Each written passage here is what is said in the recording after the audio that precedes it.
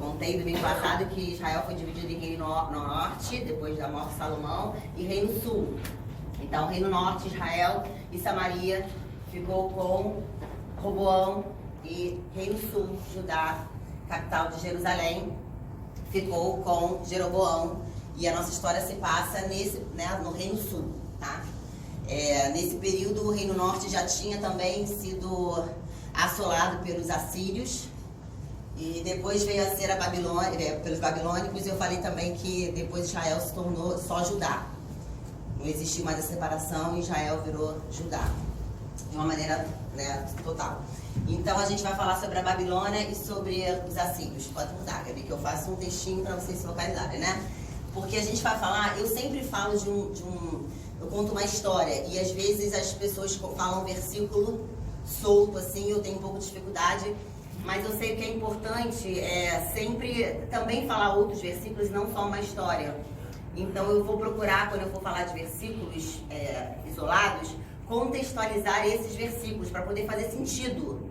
Porque senão entrega, como eu falei, entrega o teu Senhor, confia nele, mas ele falar, aí fica de onde surgiu isso, é uma promessa, não é uma promessa, o que é? Eu e minha casa viramos o Senhor, como eu falei, que foi Josué que falou, então fica uma coisa muito perdida, esses versículos soltos, e eu sempre procuro, né, vocês sabem, contextualizar, e eu vou contextualizar Isaías 54, que eu gosto muito, que é um versículo, um texto que eu gosto muito. Então a gente vai falar sobre o profeta Isaías. Claro que eu sempre vou fazer uma analogia a gente, para fazer esse link, para fazer sentido, porque a história é a história de um povo, né? Então, para trazer para a nossa realidade, a gente tem que fazer um link com as nossas vidas para fazer sentido. Então Isaías, o profeta Isaías, nasceu por volta do ano 75 a.C. e só 25 anos mais tarde ele recebeu o chamado dele, no templo de Jerusalém.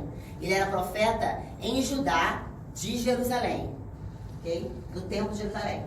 O pano de fundo do capítulo 54, que a gente vai ler um trechinho, se passa no reino de Manassés. Quem também já me acompanha sabe que eu falo bastante do rei Manassés, que foi considerado o pior homem da Bíblia. Sacrificou os filhos, fez tudo errado, mas Deus escolheu ele. Deus tem isso, né? Esses probleminhas. Ele tem essas coisas que ele muda história, né? Coisa que a gente consegue entender. Às vezes a gente a conta não, aliás, às vezes não, a conta não fecha, porque às vezes Deus leva umas pessoas que a gente acha que não tinha que levar, né? Deixa aqui uma coisa e fala, tá de brincadeira. Pô, esse daí tinha que morrer. Aí Deus não leva. Deus, né? Tem isso. Então, a Síria, como eu falei, era a potência, não era a Babilônia ainda, era a potência dominante naquela época. Tava todo mundo morrendo de medo, que eles já tinham aprisionado Israel. Então, assim, Judá estava assim, apavorado.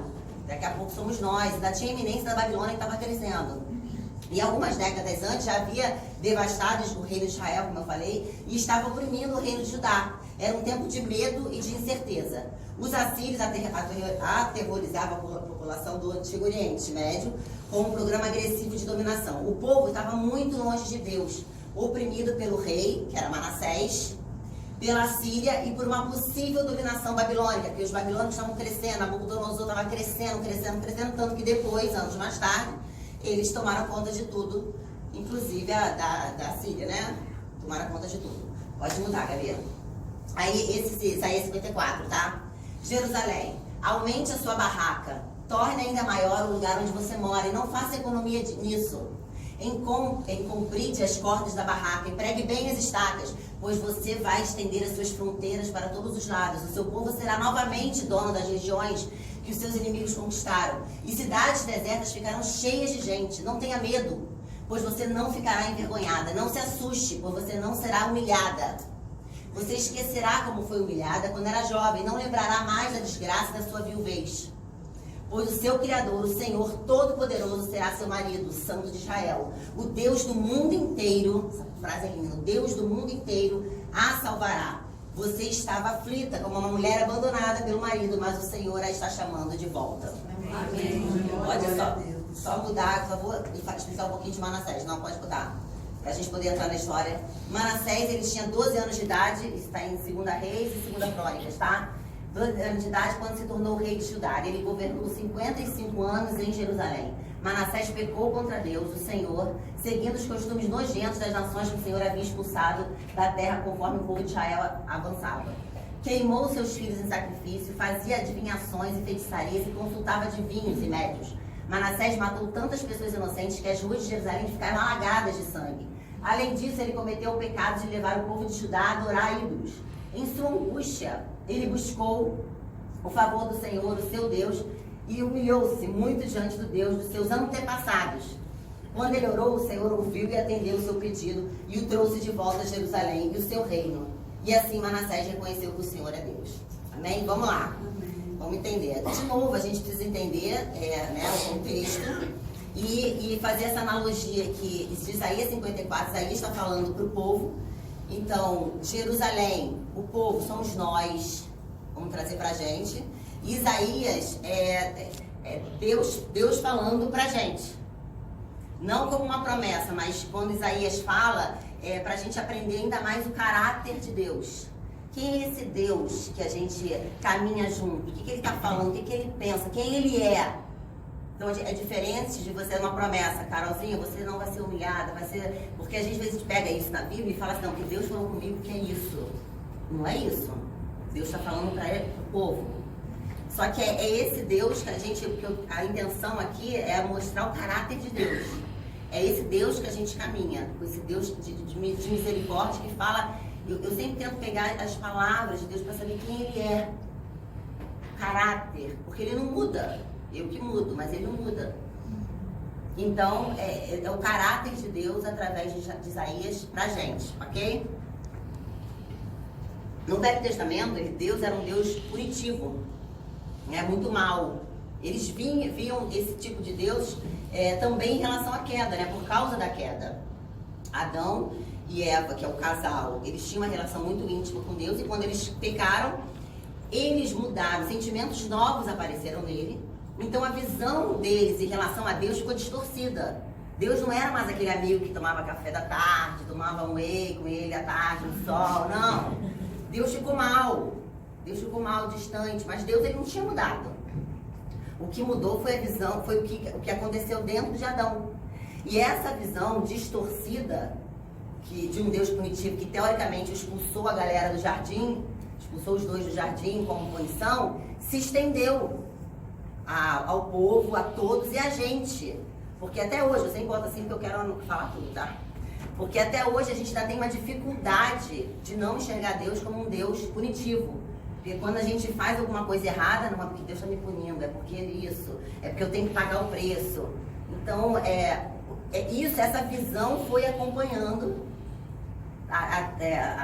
o mundo, o Deus do mundo inteiro começou a ter essa visão, e o Velho Testamento é cheio disso. Inclusive no Novo Testamento, mesmo com Jesus Cristo, a visão também, Jesus não foi compreendido, assim como Deus não foi compreendido no Velho Testamento. Por isso que os fariseus tinham um pouco de dificuldade. Os fariseus, eles não tinham, assim, problema com a parte teológica, com o que Jesus falava. Porque Jesus sabia Torá, Jesus era um judeu, então ele estudava. O problema que eles tinham era assim, esse cara é muito emotivo, esse Messias não pode ser o Messias.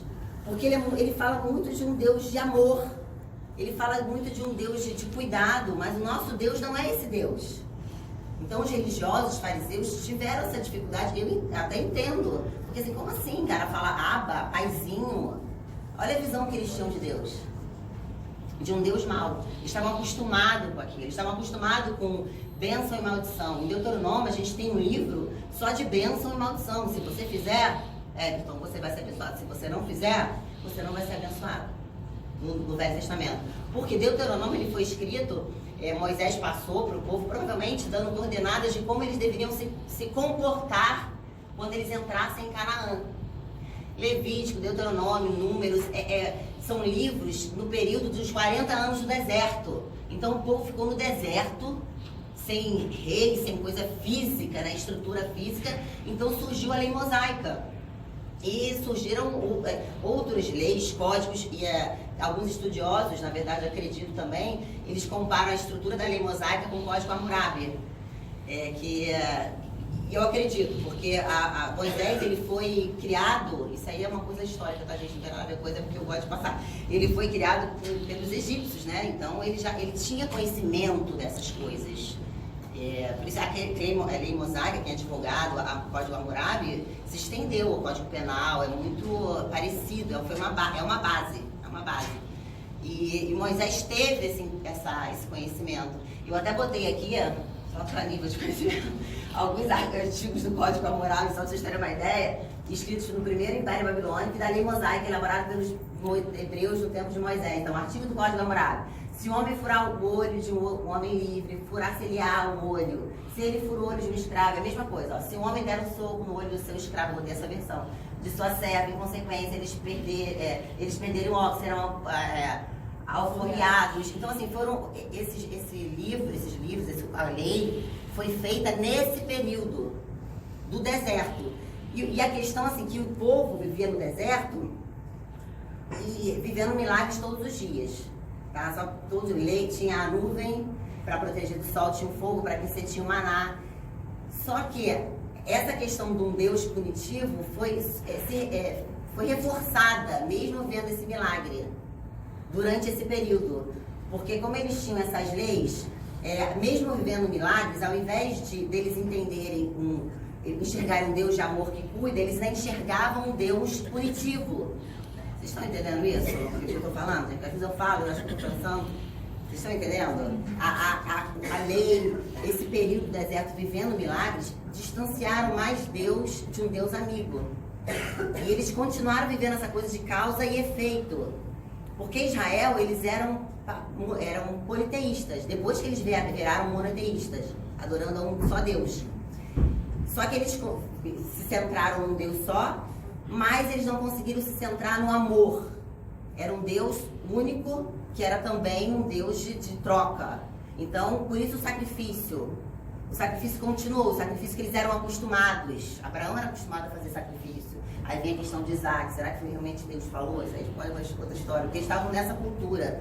Então, os sacrifícios de Israel só não ficou tão pagão, assim, de sacrificar gente, mas continuou, o ritual continuou, porque eles já tinham essa ideia desse Deus mau, eles vinham nesse contexto. Então, assim, se você está pecando, Deus não vai te abençoar. Se você tá bonzinho, Deus vai te abençoar. E eles cresceram nisso e ainda enxergam um Deus assim, né, de obra, e a gente também enxerga muitas vezes. A gente tem que voltar para entender que Jesus não é isso, né, a nova aliança, e nem Deus era no Antigo Testamento. Só que eles cresceram nessa coisa de causa e efeito. Se a pessoa está pecando, tá enferma, quem pecou? Ou foi a pessoa, ou foi alguém, mas alguma coisa aconteceu. Eles não tinham essa relação de sentimento, de Jesus, de Deus, de amor. E por isso eu acho a inconstância do povo. Já que a gente já errou, já que a gente está longe mesmo de Deus, não vou fazer o caminho de volta. Mas já estou longe. E a gente é assim. Eu pequei hoje, então não vou para a igreja, não vou falar com Deus hoje, eu já peguei. Eu fiz isso, eu fiz aquilo. Aí isso vai criando um abismo entre a pessoa e Deus no relacionamento. É isso que a gente aqui no nosso grupo pela manhã não quer fazer. Tá bom, fez alguma coisa que te condenou, porque cada um, na questão de pecado, é coisa pessoal, no sentido de, né, Deus fala com cada um. Mas assim, vem, porque quanto mais você fica junto da gente, seu espírito fica mais forte, então a sua carne, enfim, fica mais fraca. Agora, se você deixar de lado, a sua carne vai ficar mais fraca, nunca você vai conseguir mudar. É isso que a gente acredita, trazer para perto. Só que a gente tem dificuldade, e o povo era muito inconstante. O povo de Israel no deserto e depois ao longo do tempo era muito inconstante. Essa influência desse Deus institucionalizado para a gente ainda era grande, como era para eles esse Deus mau. E, enfim, o povo, esse contexto de Isaías 54, Judá estava assim, desanimado, estava achando, cara, a gente já está longe de Deus, a gente já pecou, Manassés está fazendo tudo errado. Então, para quê? Para que correr atrás? Para que oferecer sacrifício de arrependimento? Para que fazer isso? A gente vamos fazer o seguinte, vamos adorar logo Manassés. Quem são os reis os deuses da Síria? Vamos lá com eles. Isaías estava nesse contexto dessa apostasia, e eu acredito que lutando para fazer diferente. O que eu já preguei uma vez, que os profetas foram usados por Deus não porque eram melhores e não porque estavam em condições diferentes, eles estavam em condições iguais. Então eu tenho certeza que Isaías estava mal no chão também, querendo, cara, eu não estou vendo solução, eu não estou vendo saída para isso, estava na apostasia, cada vez mais distante. Só que Deus, ele tem essa coisa de nos trazer esperança, ele tem essa coisa de nos buscar. A minha palavra sempre vai ser uma coisa de recomeço, porque Deus faz isso. E como a história de um povo, eu pego assim, cara, quem é esse Deus desse povo aqui da Bíblia? Que é uma história de um povo, mas o Deus é o mesmo. Cara, é um Deus resgatador. É um Deus que faz de tudo para ir lá buscar a gente. E Deus estava vendo o povo mal, cada vez mais distante, cada vez mais criando um abismo entre eles. Não, cara, eu quero um relacionamento contigo.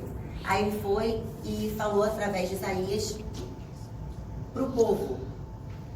Como eu falei, não uma promessa, mas algo mostrando o caráter dele para o povo. E ele chega para Isaías e fala para o meu povo, olha, aumentem as suas barracas. Cara, eu sei que está tudo ruim. Eu sei que vocês estão oprimidos pelos assírios. Eu sei que a iminência da Babilônia, Nabucodonosor, está crescendo cada vez mais. Vocês estão escutando falar. Eu sei que Manassés está todo errado. Mas, olha, aumentem as suas barracas. Façam planos novos. Se movimentem. Isaías, se movimenta. Eu sei que está ruim. Se capacitem. Estudem. Busquem novas oportunidades. Não fique assim. Não é isso que eu quero. Aumenta. O tempo de sequidão vai acabar. As coisas vão mudar. Prego assim, vai mais um pouquinho mais fundo. Muda de direção. Porque o Deus do mundo inteiro vai trazer uma novidade de vida. Amém. Porque Deus vai mudar a história. E Deus falando, é esse Deus que Isaías está falando, é esse caráter que eu quero que a gente entenda.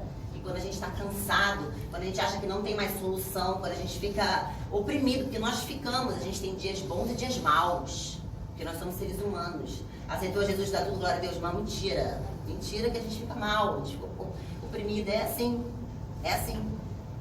E essa palavra foi pra mim, né? Que eu sempre trago pra mim antes pra chegar aqui, né? Pra poder ficar de verdade, porque senão, meu filho, foi uma coisa muito feia que não dá. É pra mim. Tipo, Dani, aumenta as barracas. Tá achando que tá tudo nublado? Não tá, não. Eu tô enxergando o sol ali. Sabe? Eu tô enxergando o sol ali. Vai mais fundo. Se capacita, busca. Olha pro outro lado. Vai naquela... Simone, vai naquela entrevista. Dá oportunidade, sai de casa, escuta da pessoa, porque o novo vai chegar. Amém. Porque algo vai acontecer. E Deus falou com Isaías, através de Isaías, para o povo, não considerando a condição, não respeitando a condição. Eu sempre falo essa frase, que Deus considera a nossa história, mas Ele não respeita, aleluia, por isso. Não respeitando a condição do povo de desobediência, do rei Manassés de desobediência, não respeitando, considerando, eles estão errados mesmo, eles estão distantes mesmo, mas eu quero ampliar, eu quero mudar a história.